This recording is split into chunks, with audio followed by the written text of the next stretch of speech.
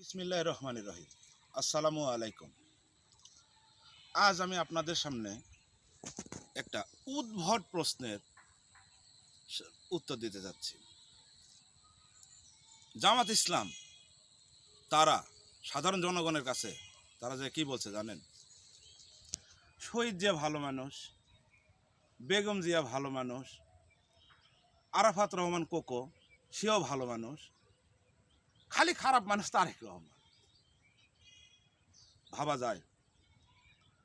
আমি জানি না তারা যে তিনজনের নাম বলতেছে, তিনজনই পৃথিবীর মায়া ত্যাগ করে চলে গিয়েছে। তারেক রহমানও যদি পৃথিবীর মায়া ত্যাগ করে চলে যেত তাহলে কি তাদের জন্য ভালো হতো কিনা, এটা প্রশ্ন রেখে গেল। এখন মূল আলোচনায় আসি। দেখেন, ভারত বিরোধিতা, আধিপত্যবাদ বিরোধী বাংলাদেশ জাতীয়তাবাদী শক্তি, বাংলাদেশ জাতীয়তাবাদী দল বিএনপি সারা জীবন বাংলাদেশের স্বাধীনতা সার্বভৌমত্বের জন্য লড়াই করে গেছে বুক চিত্তে। তার আরেকটি প্রমাণ গতকাল তারেক রহমান উপস্থাপন করলেন। 57 জন যে সদস্য বিডিআর বিদ্রোহ পিলখানা হত্যাকাণ্ডে মারা গিয়েছিল এবং অনেক সদস্য সাবেক সেনা কর্মকর্তাদের সঙ্গে তিনি একটি মত বিনিময় সভা করেছেন। মত বিনিময় সভায় তিনি স্পষ্টভাবে উল্লেখ করেছেন, বাংলাদেশের সমর্থনে বাংলাদেশ জাতীয়তাবাদী দল বিএনপি যদি ক্ষমতায় যেতে পারে তাহলে শহীদদের জন্য, এই পিলখানা শহীদদের জন্য হয় শহীদ দিবস ঘোষণা করা হবে অথবা সরকারি ছুটি ঘোষণা করা হবে। তিনি আরও স্পষ্টভাবে বলেছেন, শেখ হাসিনা আমাদের যে বিডিআর নামটা ছিল পরিবর্তন করে অন্য নাম দিয়েছিল, আমরা যদি ক্ষমতায় যাই তাহলে বিডিআর নামটা আবারও পরিবর্তন করা হবে। দেখেন, আপনি অযথায় ভারত বিরোধিতা এগুলো বলতে পারেন মুখে মিষ্টি লাগার জন্য, কর্ম হোক সফলতা। তারেক রহমান দেশের মাটিতে আসার পরে সেনা সদস্যদের কবর জিয়ারত করতে যাবেন, এ কথা কি আপনারা কখনো কল্পনা করেছিলেন? কল্পনা করেননি, কিন্তু তিনি দেখিয়ে দিয়েছেন।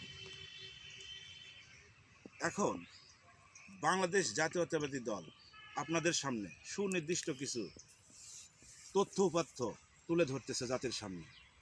তারেক রহমান বাংলাদেশের মানুষকে ঐক্যের ডাক দিয়েছে, আমরা একতাবদ্ধ হই, বাংলাদেশকে পুনর্নির্মাণ করি, পুনর্গঠন করি। এই বাংলাদেশ, আমরা যে বাংলাদেশটা প্রত্যাশা করি সেই বাংলাদেশের স্বপ্নই তারেক রহমান দেখাচ্ছেন। তিনি যুবকদের স্বপ্ন দেখাচ্ছেন, আমরা এই স্বপ্নটা গ্রহণ করি, তাকে সুযোগ করে দিই, তার হাতে দেশের নেতৃত্বটা তুলে দিই। আশা করি আল্লাহর রহমতে আমরা একটা বলিষ্ঠ নেতৃত্ব পেতে যাচ্ছি। 12 তারিখ সারাদিন তারেক রহমানকে হাতকে শক্তিশালী করার জন্য ধানের শীষে ভোট দিই। আরেকটি কথা আপনাদের সামনে একটু তুলে ধরতে চাই। দেখেন, জিয়া পরিবার নিয়ে যারা নিচু মন মানসিকতার লোক, তারা প্রতিনিয়তই কিছু প্রোপাগান্ডা ছড়াচ্ছে। তারেক জিয়াকে দেখা যায়, জোবাইদাকে দেখা যায়, জাইমাকে দেখা যায়, শর্মিলাকে কেন দেখা যায় না, শর্মিলার মেয়েদের কেন দেখা যায় না, অর্থাৎ কোকর ছেলে মেয়েদের কেন দেখা যাচ্ছে না? আপনাদের সমালোচনার জবাব দেওয়ার জন্য তারা সবাই ভোট চাচ্ছে। স্পষ্টভাবেই শর্মিলা রহমান তাকে যখন সাংবাদিক জিজ্ঞাসা করেছিল আপনি কিছু বলুন, উনি বললেন রাজনৈতিক বক্তব্য রাজনৈতিক লোকদের সঙ্গে কাছ থেকে শুনলেন, আমি শুধু এসেছি আমার ভাইয়ের জন্য ভোট চাইতে, আপনারা আমার ভাইয়াকে ভোট দিবেন, ধানের শীষে ভোট দিবেন। আপনাদের কাছে আমি আরেকটি তথ্য উপাত্ত তুলে ধরতে চাই। আপনারা জানেন, বাংলাদেশ জামাতে আমির ডাক্তার শফিকুর রহমানের একটি ছেলে আছে, উনি যখন মাঝে মধ্যে বলে না আমি যুবকদেরকে এই নিয়ে করবো তা করবো, বিরাট হাইপ। আজ পর্যন্ত বাংলাদেশের মানুষ এই ভোট একটা উৎসব, এই উৎসবে কেউ কি দেখেছে বাংলাদেশে ডাক্তার শফিকুর রহমানের ছেলেটা কোথায়, কোন জনগণের সঙ্গে ভোট চাচ্ছে তাকে কোথাও কেন দেখা যাচ্ছে না?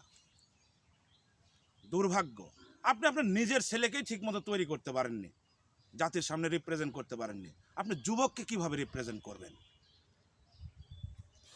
আমি আপনাদের সামনে শুধু বিবেককে নাড়া দেওয়ার জন্য কথাগুলো বলছি।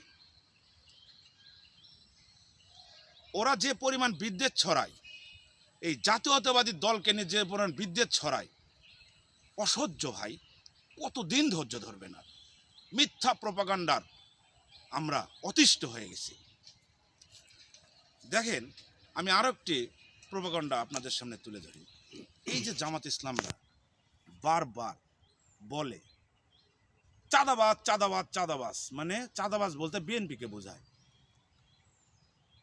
আজ পর্যন্ত 17 মাসে এ পর্যন্ত কোথাও কি আপনারা দেখেছেন কোনো লোক চাঁদাবাজি করার জন্য এলাকার লোকজন তাকে ধরে পুলিশে দিয়েছে, সেই লোকটা বিএনপির কর্মী? তাহলে অযথা এই কথাগুলো কেন বলেন? একটা মিথ্যা ব্লান্ডার জনগণের সামনে আপনারা উপস্থাপন করছেন। মানুষের, আমি বারবার বলি, বাংলাদেশের মানুষ এখন অনেক স্মার্ট, তারা বুঝতে শিখেছে। আপনাদের এই মিথ্যা প্রপাগান্ডা তারা আর বিশ্বাস করে না। তার প্রমাণ বাংলাদেশের মানুষ আস্তে আস্তে দেখতে পাচ্ছে। তারেক রহমানের ওপরে এই বাংলাদেশের মানুষ ভরসা করতে শুরু করেছে।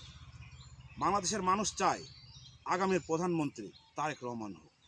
এই বাংলাদেশের দায়িত্বটা তার কাঁধে অর্পণ হোক। মিথ্যা প্রপাগান্ডা ছেড়ে লাভ নাই, জনগণ খুব সচেতন।